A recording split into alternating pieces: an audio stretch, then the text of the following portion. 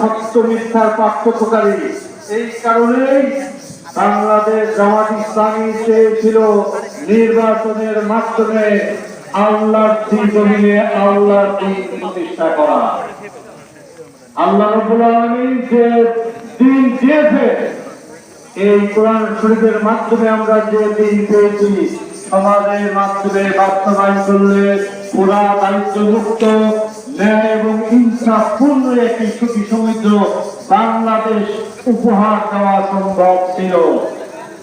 জাতির দুর্ভাগ্য, আমরা সেই আকাঙ্ক্ষা বাস্তবায়ন করতে পারিনি। কিন্তু আমরা কি থেমে যাব? থেমে যাব না।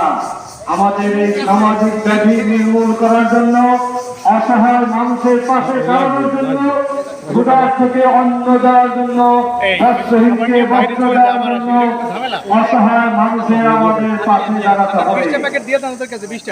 জাকাত ভিত্তিক অর্থনীতির মাধ্যমে পিছিয়ে পড়া জনগোষ্ঠীকে আমাদের এগিয়ে নিতে হবে।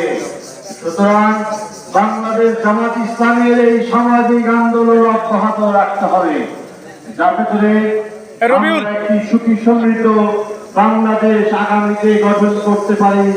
আগামীতে আমাদের ওয়ার্ড থেকে শুরু করে, মেম্বার থেকে শুরু করে, ইউনিয়নের চেয়ারম্যান, উপজেলার চেয়ারম্যান থেকে শুরু করে সকল পর্যায়ে নেতৃত্ব সৎ এবং যোগ্য ব্যক্তিদেরকে বসাতে হবে ইনশাআল্লাহ। সুতরাং আগামীতে খোদাবির নেতৃত্বের মাধ্যমে সুখী অভাবী মানুষের পাশে দাঁড়ানোর জন্য, অভাবী মানুষের হাসি ফোটানোর জন্য এই রোজার শিক্ষার মাধ্যমে আসুন আমরা সবাই মিলে সুখী সমৃদ্ধ এক বাংলাদেশ গঠন